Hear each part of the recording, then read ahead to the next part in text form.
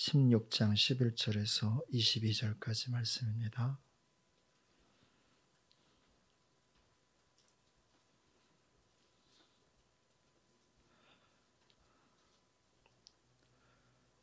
하나님의 말씀을 저와 여러분이 한 절씩 나누어 읽습니다. 아론은 자기를 위한 속죄제의 수송아지를 드리되 자기와 집안을 위하고 속죄하고 자기를 위한 그 속죄제 수송아지를 잡고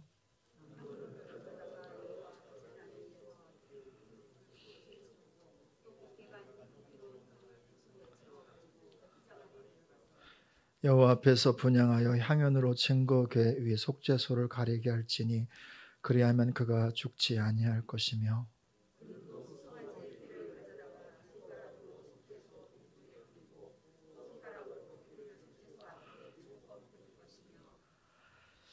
또 백성을 위한 속죄제 염소를 잡아 그 피를 가지고 휘장 안에 들어가서 그 수송아지 피로 행함같이 그 피로 행하여 속죄소 위와 속죄소 앞에 뿌릴지니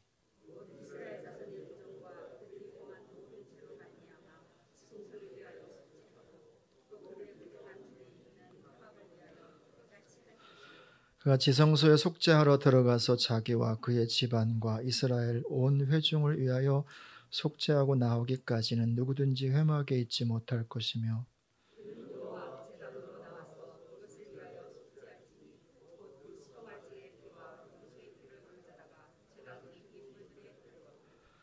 또 손가락으로 그 피를 그 위에 7번 뿌려 이스라엘 자손의 부정에서 제단을 성결하게 할 것이요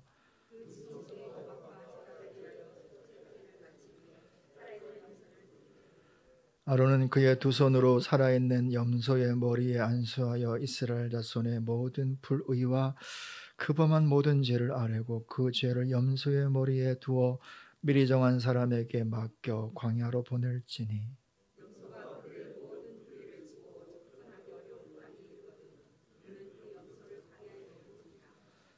아멘, 아멘, 할렐루야. 하나님께 영광의 박수를 드리겠습니다.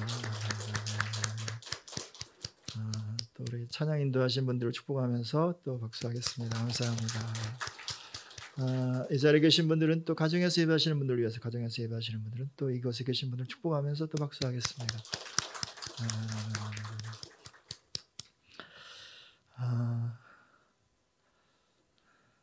은밀한 처소, 은밀한 역사라고 제목을 잡아놓고 내심 조금 부담이 됐습니다.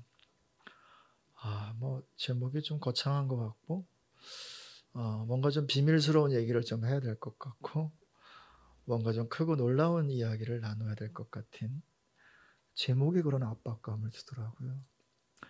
말씀을 묵상하면서 조금은 편안해졌습니다.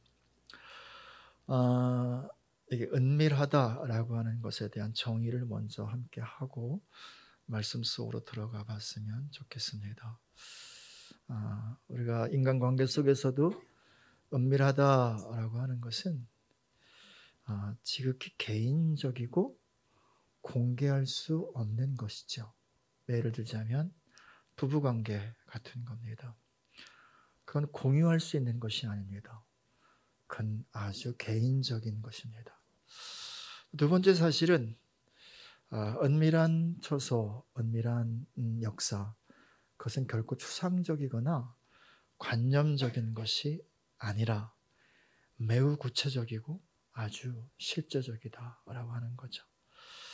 그래서 은밀한 처소라고 하는 것은 하나님께서 우리에게 개인적으로 우리를 만나자고 또 만나서 실제적으로 어떤 일들, 어떤 역사들이 있는 현장, 그 현장을 은밀한 처소요, 그 속에서 있는 일을 은밀한 역사라고 말할 수 있습니다.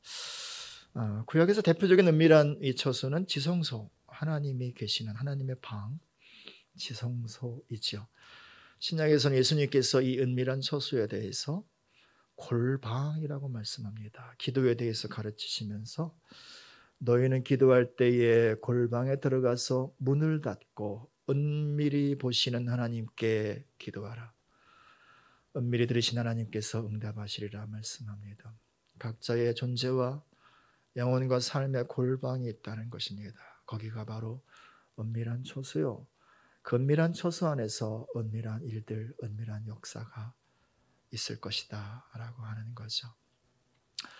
오늘 함께 말씀을 나누는 중에 하나님께서 우리 가운데 큰 은혜 베풀어 주시기를 기대합니다. 오늘 말씀을 제대로 이해하기 위해서는 말씀은 영이지만 지식적인 베이스가 조금은 필요합니다. 그래서 먼저 약간의 정보를 먼저 나누고 말씀 속으로 들어가 보도록 하겠습니다. 우린 지난주에 출애굽기 말씀과 레위기 말씀을 함께 통독을 했습니다. 하나님께서 애굽 땅 종되었던 이스라엘 백성들을 애굽에서 건져내십니다. 그리고 시내산으로 인도하셔서 그들과 언약을 맺으시죠. 이 언약은 신랑과 신부의 언약처럼 매우 긴밀하고 또 아주 친밀한 언약입니다.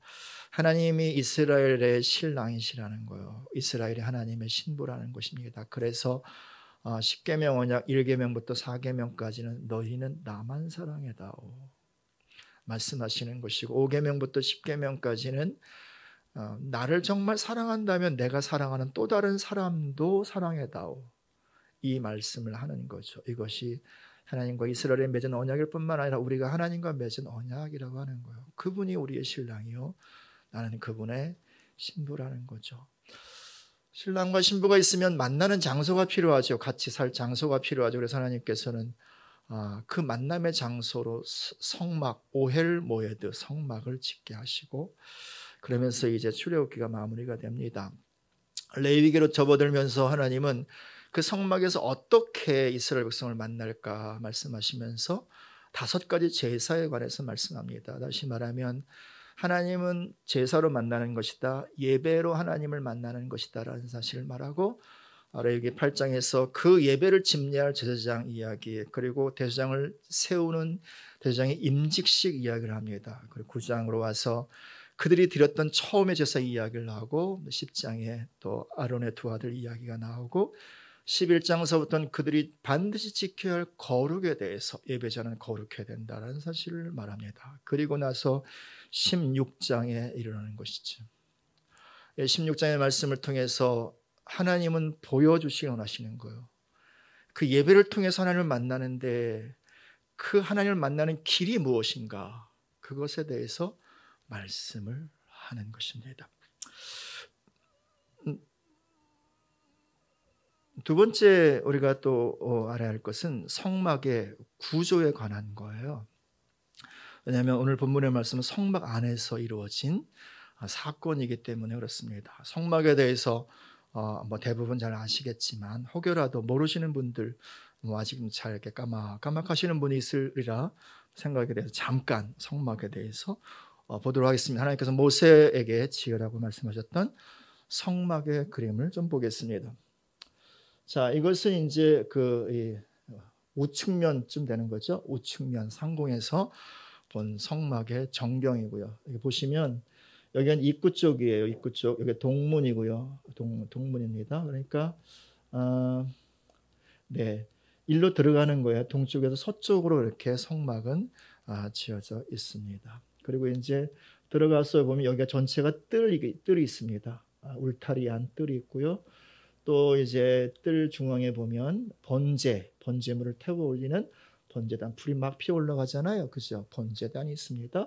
또 번제단과 성막 사이에 제사장들이 수족을 씻는 물두멍이 있습니다. 우리로 말하면 세숫대야, 거룩한 세숫대야라고 생각하시면 되겠습니다. 그게 여기 있고요. 또 이제 이거 지나면 이제 실제로 텐트 성막이 있습니다. 이 성막은 4겹의 덮개로 되어 있고요. 자, 이제 안으로 들어가 봅시다. 그 다음 그림 보여주세요. 이게 측면을 자른 것입니다. 자르면 방이 2개로 되어 있습니다. 들어가면 성소가 있고 안방 맨 안쪽에 지성소가 있습니다. 지성소가 하나님의 방, 하나님의 처소이고요. 그래서 요 밑에 요게 보면 언약궤, 또 모세의 10계명 돌판, 아론의 쌍난 지팡이, 또 만나 담은 금항아리가 있는 곳이 바로 여기고요. 요 뚜껑, 오늘 뚜껑이 굉장히 중요한데 이 뚜껑을 속죄소 시은좌라고 말합니다. 카포레트라고 말하는 것이고요. 요 양쪽에 이제 두 천사가 날개를 펴고 있고 요 사이 천사와 천수 사이가 하나님의 보좌, 하나님의 실제로 계신다고 믿는 그 장소입니다. 또 밖으로 여기 나오면 여기가 성소인데 여기 오른쪽에 12떡을 진설하는 떡상이 있고 여기에는 요 앞에 메노라 등대, 불 밝히는 등대가 있고 요 전면에는 향을 피워 올리는 분향단이 있습니다. 그 다음 보여주십시오. 그래서 맨 위에서 이제 그 평면도를 보면 이제 동문 들어가서 번제단 나오고 물두멍 나오고 들어가면 여기가 성소고요. 이제 떡상 또 등대 분향단 여기가 이제 안으로 들어가면 지성소가 있습니다. 그래서 오늘은 대제사장 아론이 이렇게 해서 지성소까지 들어가는 이야기가 여기에 나옵니다. 그 다음 그림 보여주세요. 들어가서 아론이 뭐 하는가? 1년에 한 번 들어갑니다. 1년에 한 번. 이날이 언제냐면 7월 10일. 유대인들은 새해가 7월입니다. 그들의 달력은 우리보다 2달 빨라요. 그러니까 우리의 9월이 유대인의 7월이에요. 유대력으로 7월 1일이 새해 첫날. 그래서 로시 하샤냐 새해 로시 머리라고 해서 그들의 신년이 7월 1일이고 욤 테루아 나팔을 힘차게 부는 날, 욤 테루아 나팔절이라고 합니다. 그리고 이제 그때부터 이제 지난 한 해 동안에 하나님 앞에서 범죄하고 실수한 것들을 이렇게 생각하면서 금식하면서 회개하는 마음으로 10일의 시간을 지내고 7월 10일 이날을 대속죄일 욤 키푸르라고 하고 이날 이제 대제사장이 모든 백성들의 속죄를 위해서 1년에 딱 한 번 이 지성소 안에 들어갑니다. 들어가서 이제 한쪽에 향을 피워놓고 또 여기 뭔가 바르잖아요. 이쪽에 담아온 피를 여기에 바르는 것입니다. 이것을 통해서 대속죄일의 속죄 제사를 지내는 것입니다. 여기까지요. 이런 정보, 이런 지식을 갖고 오늘 본문의 말씀 안으로 들어가 봅시다. 1절 말씀 같이 읽겠습니다. 읽습니다. 시작. 아론의 두 아들이 여호와 앞에 나아가다가 죽은 후에 여호와께서 모세에게 말씀하시니라. 레위기 8장에서 아론과 두 아들을 이렇게 임명식을 하고요. 9장에서 첫 예배를 드립니다. 그들에게는 첫 사역을 한 거예요. 근데 10장에서 아론의 두 아들이 죽는 사건이 나와요. 첫 사역을 시작한 지도 얼마 안 됐는데 하나님 앞에서 정말 비극적으로 정말 갑작스럽게 당황스럽게 죽임을 당합니다. 이유는 뭐냐면 아까 분향단 봤죠? 분향단. 거기에다 향을 피워 올리는 그 향불을 어디에서 담아와야 되냐면 그 뜰 안에 있는 번제단에 있는 불, 그 불로 향불을 지펴야 돼요. 이것이 하나님께서 말씀하신 건데 다른 불을 지핀 거예요. 그러니까 지금으로 말하면 성냥불로 지폈든지 라이터불로 지폈든지 편한 대로 지핀 거란 말입니다. 그래서 그 하나의 사건 때문에 아론의 두 아들이 죽임을 당합니다. 아론의 마음이 얼마나 아플까요? 얼마나 마음이 어려울까요? 그러면서 이제 의문부호가 붙지 않겠어요? 도대체 이게 뭔가? 라고 그렇게 의문부호를 갖고 있을 때 하나님께서 말씀하신 거예요. 아론의 두 아들이 여호와 앞에 나가다가 죽은 후에 여호와께서 모세에게 말씀하시니라. 근데 뭘 말씀하시는 걸까요? 하나님께 나가는 방법은 인간의 방법으로 나갈 수 있다 없다? 없다는 거예요. 사람의 재소견에 오른 대로 자기 열심으로 나갈 수 있는 것은 절대로 아니라는 거예요. 하나님께서 정해놓으신 방법이 있다는 것, 하나님의 길이 있다는 거예요. 그 길로만 하나님 앞에 나갈 수 있다는 거죠. 그 방법을 통해서만이 하나님을 만날 수 있다라고 하는 것이고요. 이제부터 바로 그 길을, 그 방법을 하나님께서 말씀하는 거죠. 그것이 바로 뒤에 쭉 나오는 대속죄일 욤 키푸르에 있었던 또 해야 할 그런 일들이 쭉 나옵니다. 그렇게 1년에 한 번 대제사장 아론, 이후에 또 누군가 대장이 되겠죠. 그죠? 이 사람들은 딱 한 번, 지난 해에 이스라엘 백성들이 지은 모든 죄를 다 떠안고 하나님 앞에 나가서 그 모든 죄를 또 사함받고 그래서 새로운 이 영, 새로운 마음, 새로운 존재가 되어서 새로운 시간 안으로 들어가게 됩니다. 이때 당시의 제사장 아론에게 하나님께서 하라고 했던 몇 가지를 살펴보겠습니다. 이 말씀 속에서 우리는 은밀한 처소 두 장소를 발견하게 됩니다. 그리고 거기에서 있었던 은밀한 역사, 두 가지 역사를 만나게 됩니다. 첫 번째, 은밀한 장소 들어가 봅시다. 하나님께서 그렇게 속죄 제사를 드리라고 하면서 먼저 아론, 너부터 속죄 제사를 드려야 돼. 왜냐하면 너도 죄가 있으니까. 그래서 아론과 너의 집안을 위해서 먼저 속죄 제사를 드려야 한다라고 말씀하시면서 그것을 위해서 숫송아지 하나를 제물을 준비하라고 그래요. 또 이제 번제를 위해서 순양 한 마리 준비하라고 그러죠. 그래서 이제 아론이 그날 전에 준비를 다 하고 순양을 먼저 잡아서 번제를 드린 다음에 숫송아지를 잡습니다. 먼저 자신과 자신의 집안의 속죄를 위한 일을 하는 거죠. 그래서 숫송아지를 잡고 한쪽에 또 피를 담습니다. 그죠? 그리고 이제 이 지성소 안으로 들어가서 피워 올릴 향을 준비를 합니다. 그래서 한쪽에는 향을 담은 향로를, 한쪽에는 피를 담은 것을 가지고 지성소 안으로 정말 조심스럽게 들어갑니다. 그래서 그 성소의 안방, 지성소로 휘장을 살짝 열고 들어가요. 들어가서 먼저 무엇을 하겠습니까? 향을 먼저 피워 올리는 거예요. 왜냐하면 죄가 있잖아요. 하나님 앞에 설 수가 없잖아요. 그죠?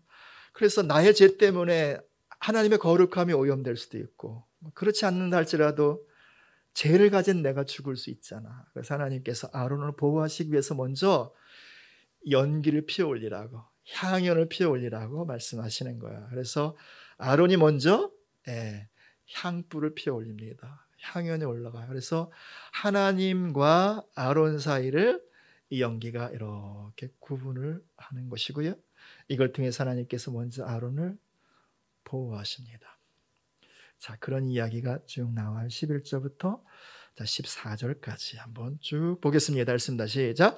아론은 자기를 위한 속죄제의 숫송아지를 드리되 자기와 집안을 위하여 속죄하고 자기를 위한 그 속죄제 숫송아지를 잡고 향로를 가져다가 여호와 제단 위에 피운 불을 그것에 채우고 또 곱게 간 향기로운 향을 두 손에 채워가지고 휘장 안에 들어가서 여호와 앞에서 분향하여 향연으로 증거계 위 속죄소를 가리게 할지니 그리하면 그가 죽지 아니할 것이며 그는 또 숫송아지의 피를 가져다가 손가락으로 속죄소 동쪽에 뿌리고 또 손가락으로 그 피를 속죄소 앞에 7번 뿌릴 것이며 그렇게 향을 피운 다음에 이제 아론이 해야 할 일은 피를 뿌리는 건데 그 2번 하라고 그래요. 그렇죠? 근데 첫 번째 이렇게 보니까 뭐라고 그래요? 속죄소 동쪽에 뿌리고 두 번째는 손가락으로 그 피를 속죄소 앞에 7번 뿌려라 말씀합니다. 자, 이 속죄소 동편, 속죄소 앞, 이건 다른 말이 아니에요. 같은 장소를 말하는 거예요. 저는 생각해 보세요. 이 성막이 동쪽에서부터 서쪽으로 되어 있잖아요. 그렇죠? 서쪽에서 동쪽 서쪽으로 이렇게 들어왔어요. 그렇죠? 그리고 지성소 안으로 들어왔어요. 이 언약궤, 그리고 속죄소가 어디 있어요? 서쪽에 있잖아요. 거기 동편이 어디예요? 앞쪽이야. 그렇죠? 동편이나 앞이나 똑같은 장소를 말하는 거야. 근데 성경은 굳이 먼저 동편에 뿌리고, 그죠? 그 다음에 앞에 몇 번 뿌려라? 7번 뿌려라. 7이라고 하는 숫자는 완전 숫자잖아요. 그죠? 완전하게 뿌려라 라고 하는 거죠. 근데 왜 하나님께서 피를 말씀하시는가? 왜 피의 제사를 요구하시는가? 17장으로 가봅시다. 11절. 잔인하게 왜 피를 말씀하시는가? 11절 말씀 같이 읽습니다. 17장 11절 읽습니다. 시작. 육체의 생명은 피에 있음이라. 내가 이 피를 너희에게 주어 제단에 뿌려 너희의 생명을 위하여 속죄하게 하였나니 생명이 피에 있으므로 피가 죄를 석하느니라. 아멘, 아멘, 아멘. 이것 때문이라는 거예요. 여러분, 죄는 거룩하신 하나님과 인생의 관계를 끊어버려요. 그렇죠? 그리고 하나님으로부터 끊어진 인간은 결국 어떻게 됩니까? 죽음에 이르게 된다고요. 이 사실을, 죄는 심판을 받게 되고 심판의 결국은 뭐예요? 사망이라고요. 죄의 결국은, 죄의 열매는 뭡니까? 영원한 사망인 거죠. 그렇지 않아요. 그래서 이 문제를 해결하기 위해서는 반드시 값이 치루어져야 되는 거예요. 어떤 값이요? 죄의 값. 죄의 값이 뭐라고요? 사망이란 말입니다. 그렇죠? 그러니까 사망의 값을 치르기 위해서는 그 반대편에, 반대급부로 생명을 값으로 지불해야 되는 거예요. 그렇죠? 생명이 어디에 있다고요? 피에 있다고요. 그래서 짐승의 피가 제한적이지만, 그런 하나님은 은혜를 주신 거죠. 은총을 주셔서 이 제한적인 짐승의 피를 뿌리면서 속죄할 수 있도록, 이 속죄를 통해 하나님과 깨어진 관계가 회복이 되어지고, 그죠? 또 사망에서부터 건짐을 받게 되는 거죠. 그런 의미에서 하나님께서 먼저 아론과 그의 집안의 속죄를 위해서 숫송아지 피를 먼저는 동편에 뿌리고 그 앞에 7번 뿌려서 완전한 속죄를 이루라 라고 말하는 것입니다. 근데 하필 왜 여기서 동편이라고, 동쪽이라고 표현할까요? 이 단어가 케뎀이라는 단어거든요. 이 단어가 성경에서 가장 먼저 나온 것이 이제 창세기 2장, 3장, 4장에 쭉 나옵니다. 동쪽. 근데 이 동쪽이 상징하는 게 뭐냐면, 아담과 하와가 에덴 동산에서 죄를 범하고 쫓겨나잖아요. 그리고 어디로 가요? 동쪽으로 가요. 그리고 하나님께서 그 동쪽 길을 막으세요. 그들이 죄를 가진 채 들어와 생명나무의 열매를 따먹지 못하도록 동쪽 길을, 동쪽 문을 막는다고, 천사들을 시켜서. 그래서 이 휘장, 성소와 지성소를 가늠하는 휘장에 천사가 이렇게 그려져 있는데, 바로 그 천사가 에덴 동산을 지키는 그룹을 상징하는 거예요. 그리고 4장으로 가면 아담의 두 아들 가인과 아벨이 있잖아요. 제사 문제로, 그죠? 가인이 아벨을 쳐 죽여 심각한 죄를 범한 다음에 어디로 가요? 동쪽 노 땅으로 가요. 그러니까 이 동쪽이라고 하는 것은 하나님을 떠난 인생들이 머무는 장소. 거기에 뭘 뿌리라고요? 피를 뿌리라고.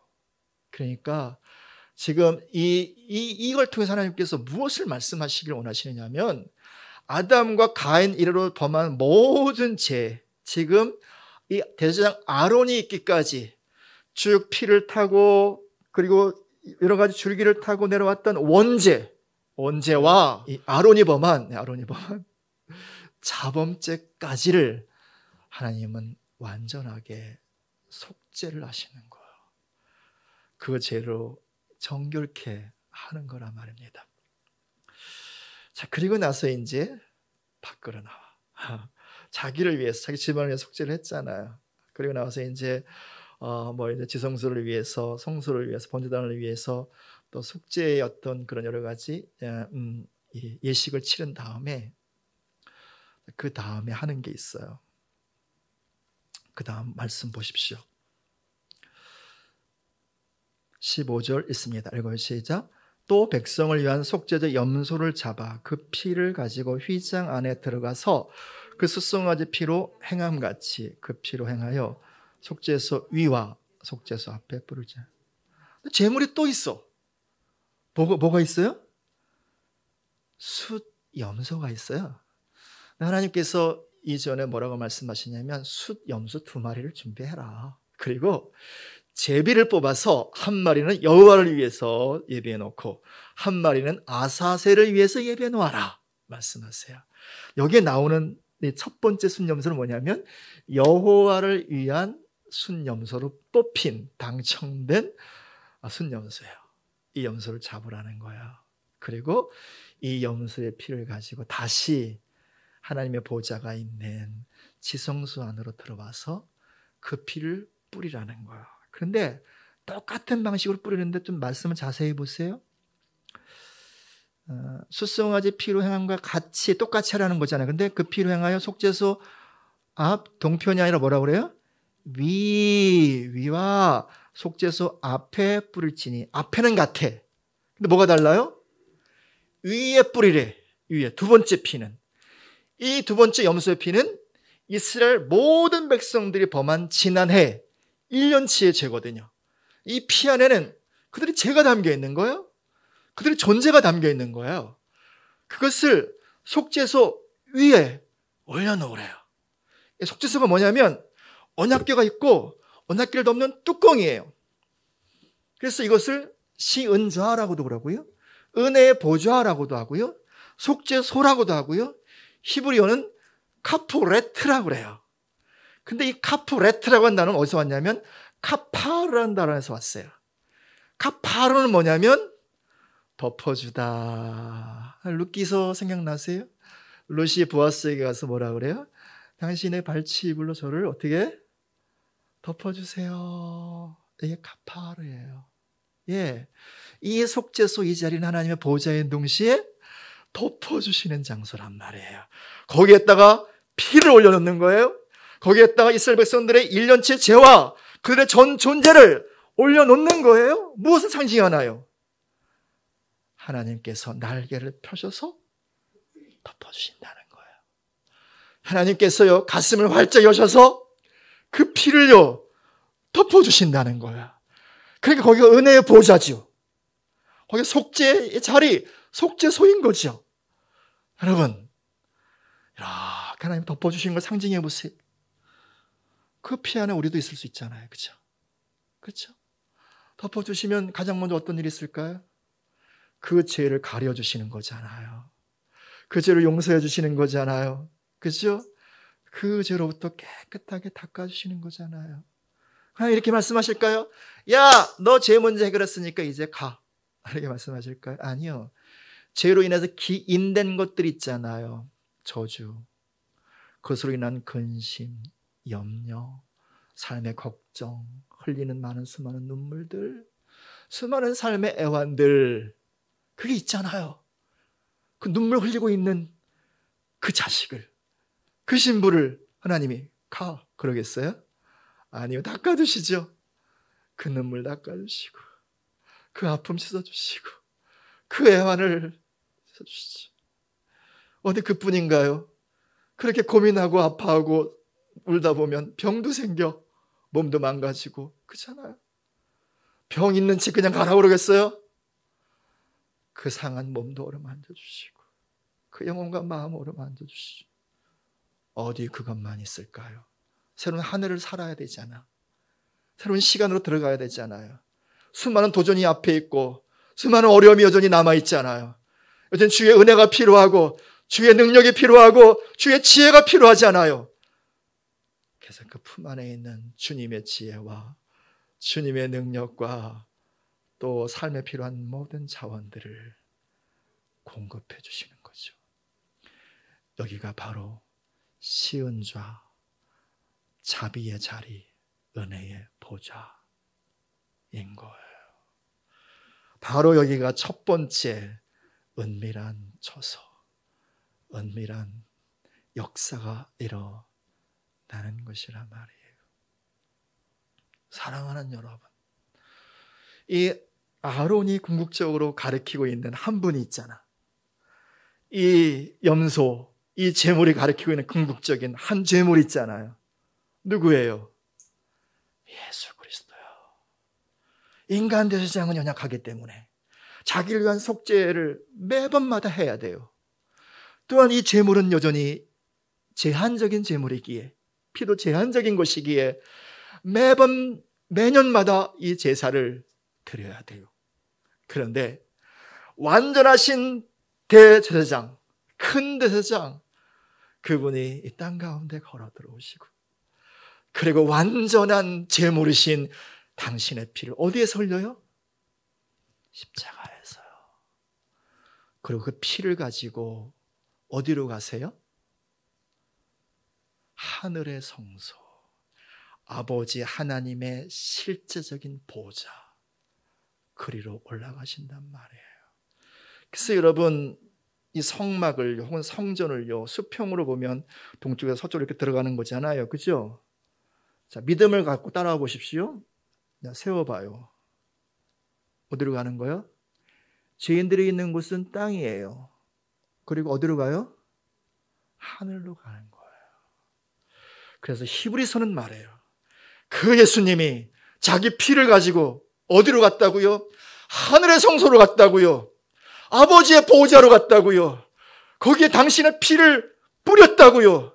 그 아버지의 보호자 위에, 그 은혜의 보호자 위에 당신의 피를 뿌렸다고요. 그래서 말합니다. 너희가 긍휼하심을 받고 때를 따라 돕는 은혜를 얻기 위하여 어디로 가라? 은혜의 보호자 앞에 담대히 나가라. 예, 여기가 바로 하늘의 보호자예요. 아버지의 보호자란 말입니다. 예수님이 말씀하십니다. 나는 길이다. 내가 길을 열었다 말씀하십니다. 그 예수 그리스도의 이름으로 우리는 언제라도 긍휼하심을 받고 때를 따라 돕는 은혜를 얻기 위하여 은혜의 보좌 앞에 담대히 나가라. 이것이 주께서 우리에게 도전하시고 말씀하시는 것이요. 여기에 우리의 진정한 사죄함이 있는 것이고요. 여기에 우리의 진정한 위로가 있는 것이고요. 여기에 진정한 치유와 회복이 있는 것이고요. 여기에 진정한 능력이 있는 것이고요. 이 땅을 살아갈 모든 차원이 바로 하나님 아버지 보좌에서 그 품에서 덮고 있는 그분의 날개에서 바로 우리에게 순간순간마다 부어지고 공급되어지는 거란 말입니다. 할렐루야. 이 은밀한 처소이신 하나님의 보호자를 우리에게 허락하신 우리 주 예수님께 영광의 박수를 드리겠습니다. 아멘. 그리고 여러분, 믿음은 바라는 것들을 실상에 보이지 않는 것들을 증거로 취하며 달려나가는 것입니다. 이 믿음으로 날마다 모든 순간순간마다 그 보호자 앞으로 달려나가시기를 축복합니다. 어떻게 해요? 기도로요. 그래서 예수님 말씀한 거예요. 기도할 때 골방으로 들어가. 은밀히 보시는 하나님의 은혜의 보좌 앞으로 나가라. 거기서 은밀하게 행하신 주께서 응답하시리라. 예배가 바로 그런 거예요. 어떤 종교적인 예식의 어떤 행함이 아니라 우리의 예배는 바로 은혜의 보좌에 계신 하나님 아버지 앞에 달려나가서 그분을 만나는 것이고 그분의 품 안에 안기는 것이고 그분의 것으로 채워지는 것이고 다시 일어나 세상에 달려갈 때는 그분의 이름으로 살아가는 거지요. 이 은혜가 있기를 축복합니다. 두 번째 은밀한 처소 안으로 나가봅시다. 그렇게 이스라엘 백성들을 향한 이 속죄 제사를 드리고요. 이제 나와요. 이렇게 나오면서 그럼 끝나야 되잖아. 그렇지 않아요. 근데 한 가지가 더 있대요. 제물이 하나 남았잖아요. 그죠? 순염소 2마리 중에 아사셀을 위한 염소 1마리가 남았잖아요. 그렇죠? 그죠? 말씀 보십시오. 20절, 21절 읽습니다. 읽어요. 시작. 그 지성소와 회막과 제단을 위하여 속죄하기를 마친 후에 살아있는 염소를 들이되 아론은 그의 두 손으로 살아있는 염소의 머리에 안수하여 이스라엘 자손의 모든 불의와 그 범한 모든 죄를 아뢰고 그 죄를 염소의 머리에 두어 미리 정한 사람에게 맡겨 광야로 보내. 여러분, 아사셀을 위한 염소, 이 아사셀이라고 하는 단어는 두 가지 의미가 있어요. 첫 번째, 떠나보내는 염소. 두 번째, 완전한 제거.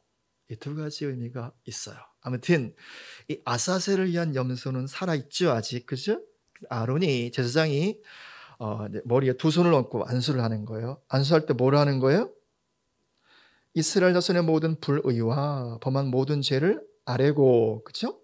그 죄를 염소의 머리에 두어. 이게 뭐 하는 거예요?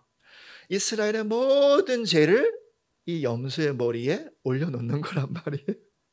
마치 옛날에 우물에서 물동이 물을 이고 오는 것처럼 지난 한 해 동안 이스라엘 모든 죄를 바로 염소의 머리에 다 올려놓는 거예요.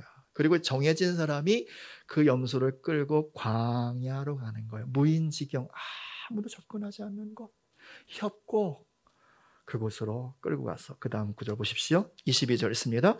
염소가 그들의 모든 부리를 치고 접근하기 어려운 땅에 이르거든 그는 그 염소를 광야에 놓을지라.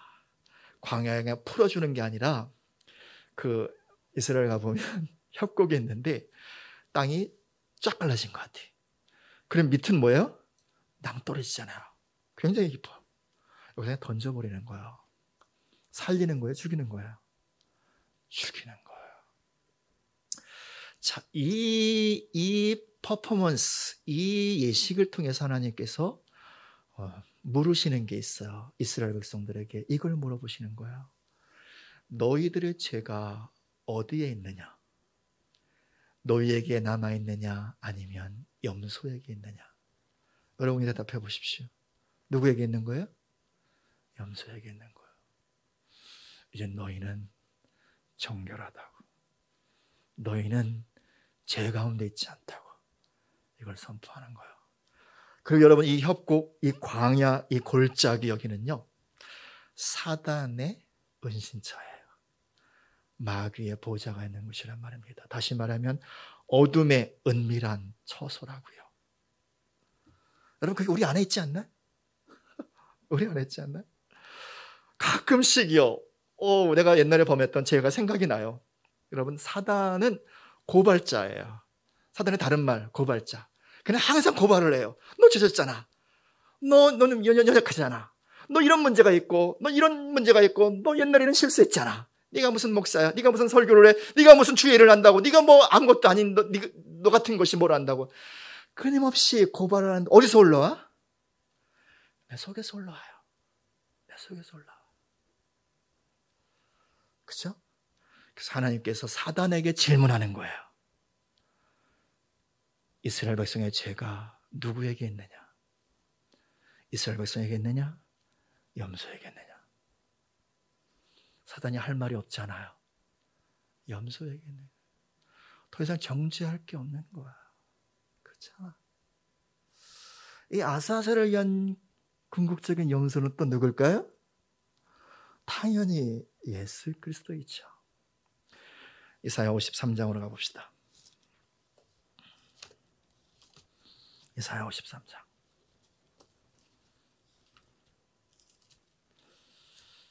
4절부터 6절까지.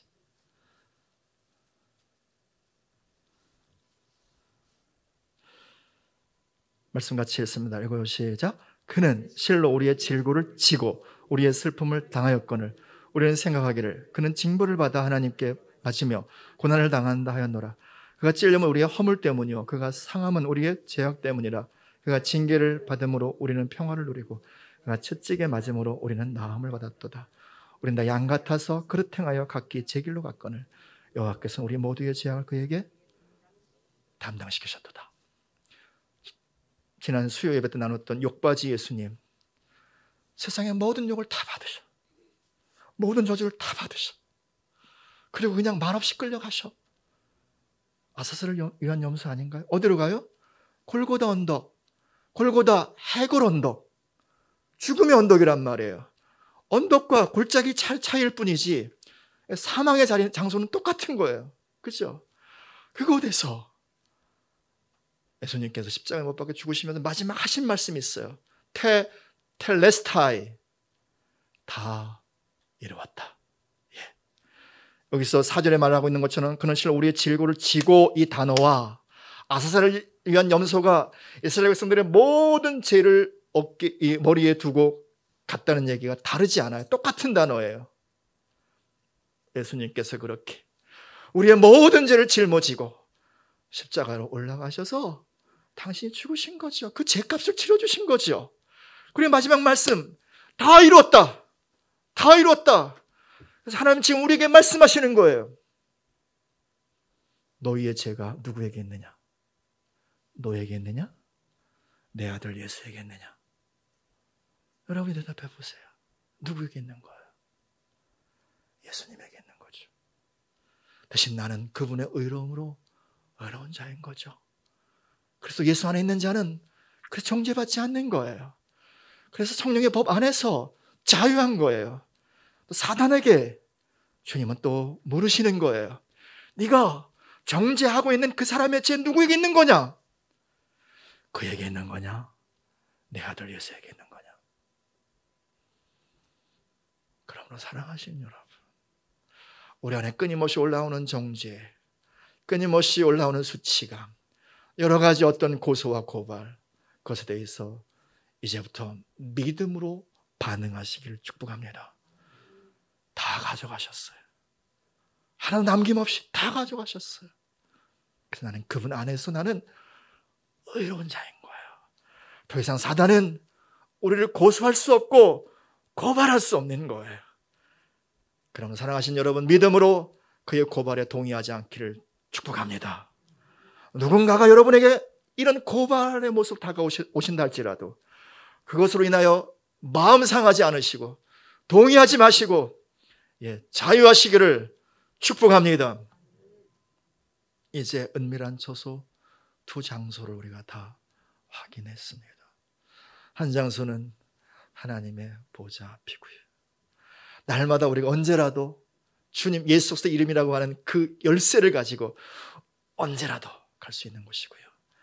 또 한 가지, 우리 속 어느 곳엔가에 있는 깊은 은밀한 어둠 속에 그 처소에서 올려나오는 정죄. 더 이상 우리는 정죄받지 않을 것입니다. 정죄당하지 않을 것입니다. 할렐루야. 이 믿음의 고백으로 서는 것이 바로 마지막 때 14만 4천 명 가운데 있는 이마의 인인 거예요. 그리고 이 고백이 마지막 때를 살아갈 수 있는 믿음의 힘인 거예요. 요한계시록 7장을 보면서 마무리합시다. 마지막 때 여전한 환난과 심판의 내용이 전개되기 전에 하나님께서 말씀하시는 게 있어요. 한 이단 종파에서는 자기들만이 14만 4천이라고 하는데 진정한 14만 4천이 누군가를 보십시다. 7장 3절 4절, 요한계시록 7장 3절 4절 읽습니다. 읽어요. 시작. 이르되 우리가 우리 하나님의 종들의 이마에 인치기까지 땅이나 바다나 나무들을 해하지 말라 하더라. 내가 인침을 받은 자의 수를 들으니 이스라엘 자손의 각 지파 중에서 인침을 받은 자들이 14만 4천이라. 요한계시록 13장 가운데는 사단의 표가 나와요. 명백히 나와요. 그것은 종의 표시, 노예의 표시예요. 그런데 그것만 있는 게 아니에요.